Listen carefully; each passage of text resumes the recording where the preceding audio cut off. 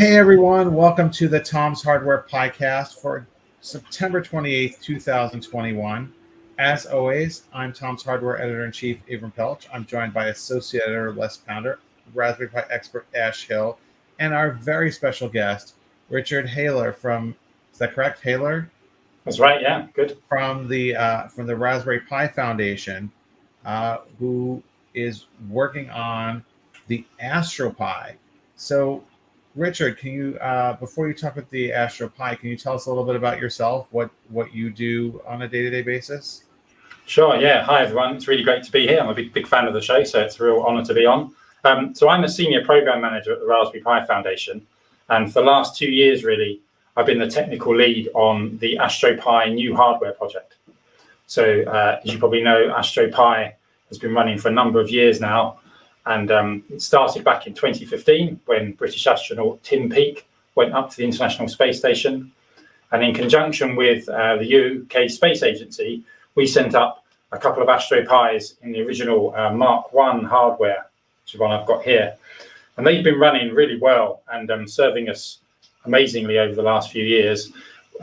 Tens of thousands of young people run their experiments on the Raspberry Pis on the International Space Station every year. But inside this box, it's a Raspberry Pi Model B+, 1B plus in there. So it was starting to show its age a little bit in terms of the kind of experiments that young people could run on it. So for the last couple of years, we've been working on a new version, the Mark II hardware, which I've got one here. Let's get that into focus, to really refresh the whole project. And that's really been my job for the last 2 years in the foundation. Wow. So what is new with the Astro Pi Mark II? A couple of new things. I mean, the first thing is obviously we've got a Raspberry Pi Model 4 in there. It's an 8GB Raspberry Pi 4. We've got a new SenseSat in here, which has been specially made for the new Astro Pi mission, which has all the original SenseSat features on there, but with the addition of a color and a luminosity sensor, which is why you can see on the new flight unit, where's my finger there? No, over here. Here, you can see there's a little window, which is to enable light to fall on the color and luminosity sensor. We've also got a Raspberry Pi high quality camera on the back of it. And you can see here, we've got a really nice 5mm lens that is going to be absolutely amazing when we have it in the nadir window of the ISS pointing down to Earth and taking photos of our wonderful planet from space. That sounds so cool. No, go ahead, Ash, what were you going to say? No, just that sounds so cool. That's such a neat upgrade. Yeah, one other new thing, we've got a PIR sensor on here as well. Oh, can't get my finger. I'm tracking left to right because my image is mirrored. But yeah, we've got another PIR sensor there as well. So a whole new bunch of sensors and features for the young people who submit experiments to choose from when they're designing what their experiment's going to do on the International Space Station. Richard, you mentioned that it's a new SenseSat. Is this something that's going to be available for general purchase? So obviously, we never talk about new products that are coming out. And I'm being giving a bit of a cagey answer there as well. Obviously, the silicon shortage has caused all sorts of things to get in the way of that. So what we've been doing recently is making sure that we've got enough of the SenseSats to send out to people who enter the competition. Because every young person who gets through to the second phase of our Astro Pi Mission Space Lab competition gets sent a kit that contains the Raspberry Pi and the SenseSat. So we've been kind of hoarding all the relevant components to make sure we've got enough of those built at the moment.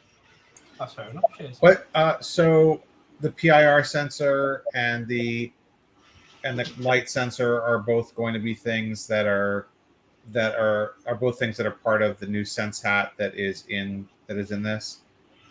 The PIR actually isn't part of the SenseSat. Inside the flight unit, there's a Raspberry Pi, and then there's what we call a mezzanine board, which is sandwiched in between the Raspberry Pi and the SenseSat. And that provides things like the access to the GPIO pin, so the buttons can be used. It also connects to the PIR sensor, and it has a real-time clock on it with a battery, just to make sure the Astro Pis can keep time while they're in space. Wow, neat. So we have a question from Bartholomew who says, well, I guess a statement/question. that they've been looking for a reason to use Raspberry Pi in any way that is related to astronomy. Can you think of any ways people can use Raspberry Pi for astronomy here on Earth? Yeah, for sure. So, the Raspberry Pi high quality camera, which we have one of on the flight unit, but which is, like all of the stuff on here, I think it's really important to know all of the stuff that we send to space is just commercially available, right? It's still the same Raspberry Pi and the same high quality camera that you can buy down on Earth and use. But obviously with the high quality camera and the ability to attach proper lenses to it, it's great for taking astronomical photos. A colleague of mine took a fantastic photo of the moon with like a 15mm lens on there. So I'd say that's definitely the best way to get involved with kind of astronomy using the Raspberry Pi, use the camera. Oh, great. So what are some of the types of, why does it need to be in that particular shell to be on the ISS? What is special about the case? So the original case for the Model 1B Plus, the key thing you notice is it has these fins on the back, right? And it looks a bit like a heatsink. And that was the main purpose of the case, is to enable the Raspberry Pi to shed its heat. Remember, in microgravity, there's no convective cooling, so there's no breeze going past to blow the heat away. Without some mechanism of wicking away the heat from a CPU, it'll just form a sort of heat bubble around it. And the other thing to bear in mind is, sending hardware to the International Space Station is not easy. You have to fill in, as you'd imagine, a lot of forms, but particularly you have to test it to make sure it's not going to cause any problem for the astronauts up there. And on the International Space Station, everything up there has essentially a touch temperature limit, and that your item can't exceed that touch temperature limit. It's 45 degrees. So, the Raspberry Pi Model 4, the CPU there gets way hotter than 45 degrees. So we need this case, particularly for the Raspberry Pi 4, to wick away all the heat. And actually, one of the big changes for the internals of the case this time, I've got one here, is you can see what we do is we take a piece of aluminium that's bonded onto the side of the case, and then that sits on the CPU of the Raspberry Pi to get the best thermal conduction of heat away from the CPU onto the external surfaces of the flight unit. And we had to do a really long soak test where essentially we ran the Raspberry Pi inside the flight unit as hard as we could, stressing the CPU, using the camera, doing all the kind of experimental stuff that we could to make it get as hot as possible, and then left it in a box so it couldn't get cooled down by any drafts for like 48 hours. We attached thermal sensors all over the flight unit and monitored those constantly just to make sure we could prove that the flight unit didn't get hotter than that 45-degree touch temperature limit. Wow, that's great. So how much does it cost to build an Astro Pi?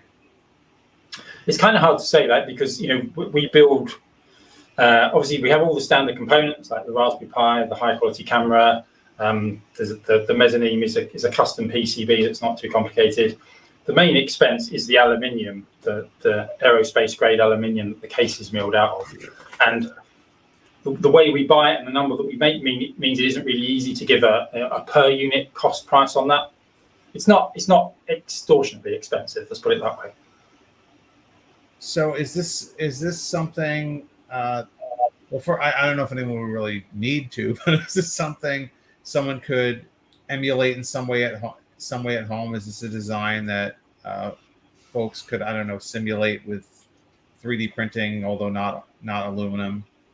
Sure. So when the first Astro Pis went up to space, I wasn't working at the Raspberry Pi Foundation, but I was running a code club at the time. And one of the things we did was we entered the Astro Pi competition. That was kind of one of my first experiences working with the Raspberry Pi Foundation. And as part of that, we 3D printed and built our own flight unit. I've actually got it here. This is the one we printed back in 2015 out of some nice sort of grey aluminium. And you can see there where it's all the four parts are stuck together. And for me, that was one of the most fun, coolest parts of Astro Pi. So I've been really keen that we offer the same kind of experience with the new hardware. And one of the projects I'm working on right now is producing the STL files that we'll hopefully release to enable people to 3D print their own flight cases. That's awesome. That is cool. So would you 3D print it? Obviously, most people can't 3D print in metal.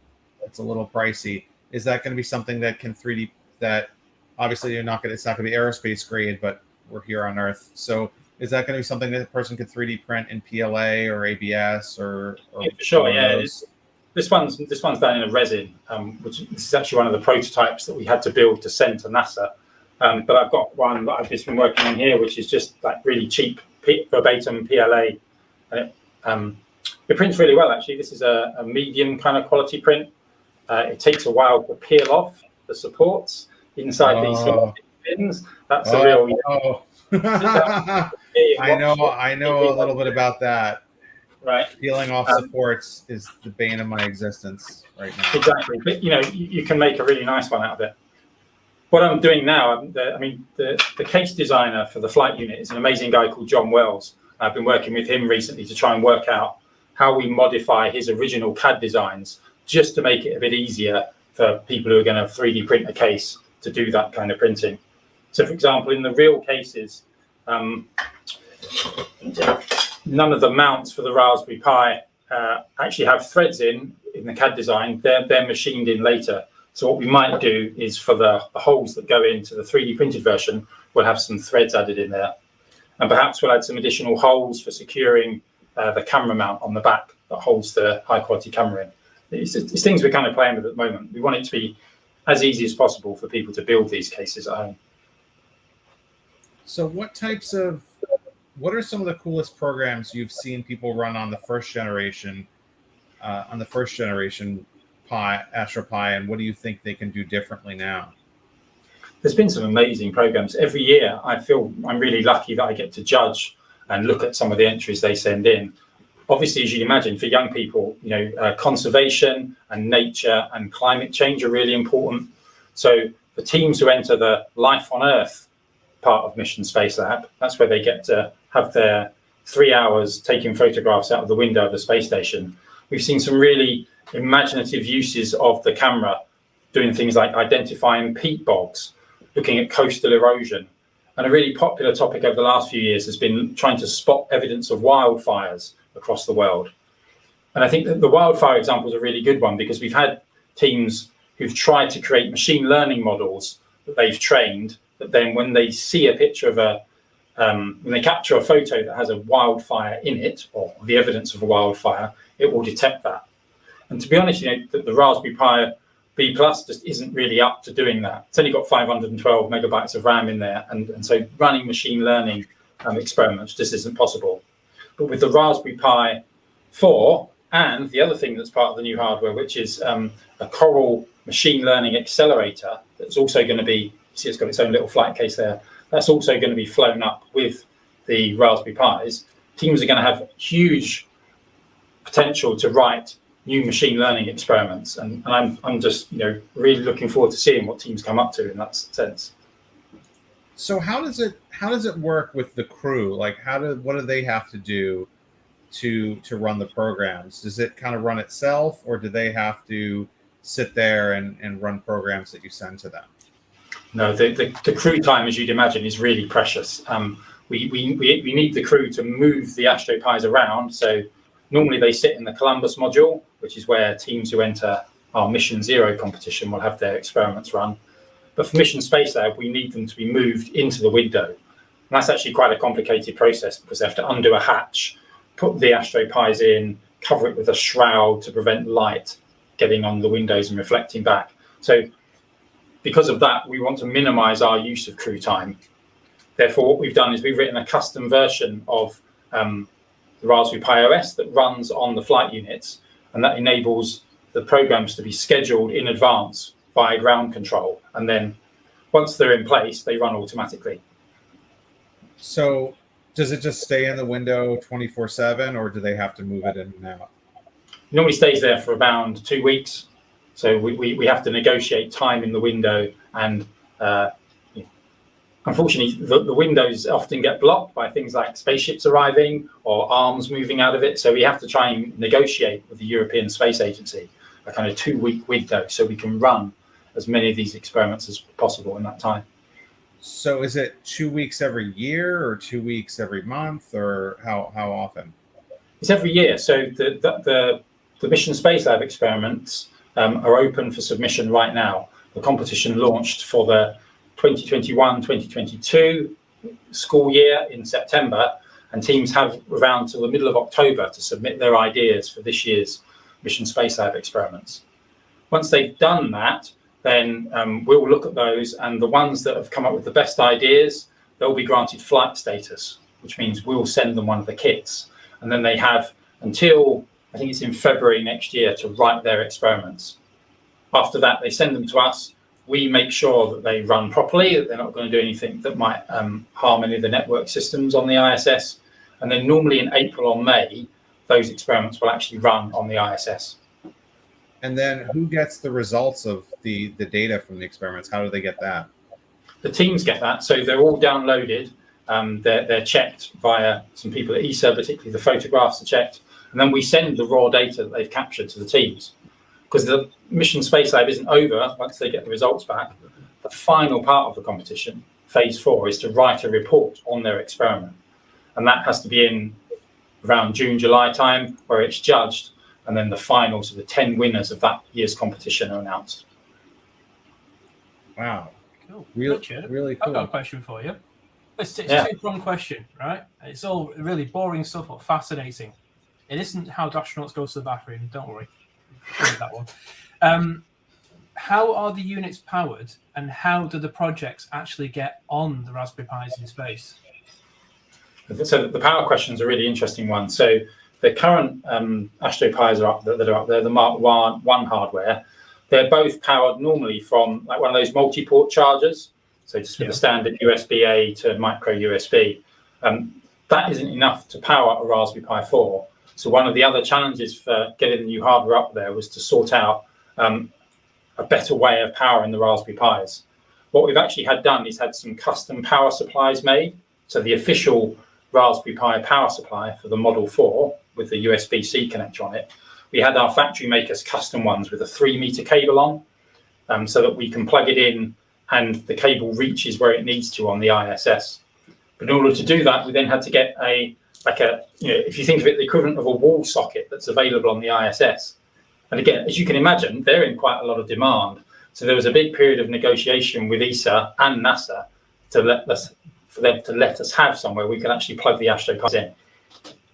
That's cool. Your second question was about how the experiments get up there. They're uploaded like everything else that gets uploaded to the ISS. So the Raspberry Pis, they sit on the network of the ISS, and our colleagues from ESA and their contractors just uplink the code to them at experiment time.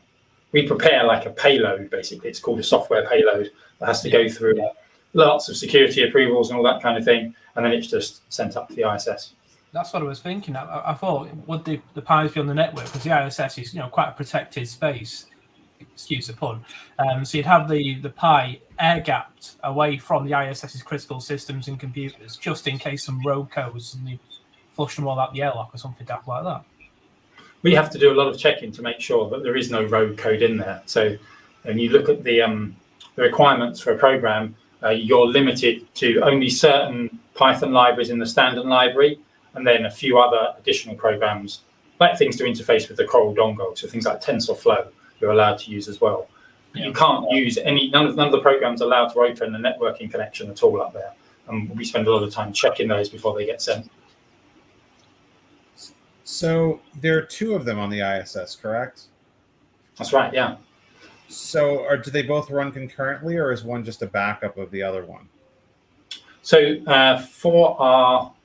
for the Life in Earth experiments, so for the Mission Space Lab experiments, there's 2 parts to it. There's Life on Earth, which is where one of them's put in the window and pointed at Earth, and the other one is Life in Space. So that flight unit remains in the Columbus module, and the challenge there is for teams to write an experiment that measures something about the environment on the International Space Station. So examples have been, can they detect a change in temperature as the ISS moves from day to night as part of its orbit? Can the flight units detect astronauts as they're going past? Because maybe the astronauts are a bit hot and sweaty, and that changes the humidity, for example. So there's 2 strands to it, and both of those run concurrently. Do they have to be like screwed down or something to prevent them from floating around? They're actually attached. if you look on this one here, it's got this special plate here, which connects to an arm. It's a bit like an arm you might find for a camera to hold it in place. And those arms are attached to rails inside the Columbus module and also inside the window. And that's used to secure it, to stop it floating around. So who can enter the competition, and how do they enter? So the competition is open to anyone from a European member state. So basically, because the competition is a collaboration with the European Space Agency, you have to be resident in Europe, or at least half of your team has to be European. And if you go to the Astro Pi website, there's a big list of all the countries that fall into that criteria. And then you have to enter in a team of between 2 and 6. And this year we've actually changed for Mission Zero the age limit, so that for both Mission Space Lab and Mission Zero, it's for young people up to the age of 19 who can enter. Wow, great! That is just amazing. So, have you seen any of the who gets to judge this? Who's involved in judging the programs that get run? So it's a collaboration between ourselves in the Raspberry Pi Foundation and our colleagues in the European Space Agency. So once all the entries are in, we share those out between us. And normally we have like a scientific judge and a non-scientific judge to try and balance things up in terms of which experiments get the wonderful flight status at the end of that. Our mission, of course, is to run as many as possible. So when it's judging, that sounds like we sit there and scrutinize them. Basically, we're looking for great ideas and experiments that will run. And if you send us one of those, we want to make it run and want to have that experiment run on the space station. So do you have a set number of experiments that win, or does that vary from year to year? How many usually get to run? The main limitation is the time we have on the window. So last year we had 395 teams who went through to phase 2. So they were then split on Mission Space Lab Life on Earth and Mission Space Lab Life in Space. And I think the split was roughly 2/3 to 1/3 for people doing the Life on Earth experiments. It's worth mentioning that's not the only way you can get your code running space, because we do have Mission Zero, which is a much smaller activity to do. Basically, for Mission Zero, you just need to write one simple program that sends, that displays a message on the Raspberry Pi's LED screen and takes a humidity reading. And if you write that experiment, and it's all, you don't need any hardware for this, you can do it through Trinket using a web browser, submit that to us, and your experiment will run for 30 seconds on the International Space Station. And we have I think it was 15,000 entries last year. So 15,000 young people got their Python program to run in space, which I think is really amazing. Oh, wow. That's really neat. You can say your script has been in space. Yeah. And this year there's an additional thing to simply sending a message and taking a humidity reading. Because you may remember the original flight units, we gave them the nicknames Ed and Izzy. Well, our new flight units, when they're there, are going to need names. So as part of this year's Mission Zero, we want people to vote for a European scientist or engineer who we should name the flight units after. So when you enter Mission Zero, we want you to put a message in that says, I think I should be called whatever you want, Ada Lovelace, whoever you think should be honoured with being named on a flight unit. Wow, that's great. Bartholomew asks, so there will be an easier 3D printer version source of the device available. If I understand correctly, will the sources of the actual space quality device be available as well? I think the files we release will be for the 3D printable version only. Yeah, I don't foresee a lot of people being able to 3D to create the aluminum version at home anyway. So that is really fantastic. So speaking of using the Sense Hat, Les, I know you had something you want to show us about how folks can use the current Sense Hat at home to do some really cool experiments. Indeed, yeah. I've been messing around, creating a tutorial to show you how to use the Sense Hat. This is the old version from 2015. And great piece of kit, great fun. I'm going to go to the overhead camera so you can see what I'm talking about. Here it is. It's about £20, so roughly about $30 in the US, roughly. And great little board, RGB LED matrix, sensors for magnetometer, accelerometer, temperature, humidity, air pressure. Lovely joystick. And I've been playing around to see how you can use it and doing a very quick how-to on how you can use it, really. So this should be working. Kiss of death. Let's just see what happens. So there's the humidity. So I can enter mission 0 this year. That's me in, sorted. So it's 62.9 in my house right now. And I thought I'd do this project just as a little nod towards our guest tonight, but also, and Ange made me say this, pies in space. And this is my classic disco. You can't really see the colours, but there are multi-colours on this screen, just with a little messing around I'm doing, just to show how you can access all 64 LEDs at once and make cool light patterns. Oh, you can see the colours just. Unfortunately, the brightness isn't fantastic. Okay, that should have done by now. And this is a flashlight, and this one you can't see it properly either, but you'll see it on my hand. It changes the colour based on the pitch, roll, and yaw. RGB values I've assigned to them. I assure you it's changing colour. And the final one, I'll just wait for it to just stop.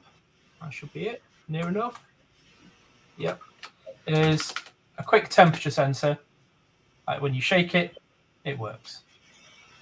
So just messing around with all the different. I did have a magnetometer project for this as well, which used a rather large metal fishing magnet, one of these, which can give some serious magnetism to it. But it actually jumped the Pi up in the air and snapped the micro SD card when I did it. And I did it live during the team meeting the other day, which was great fun. Oh man.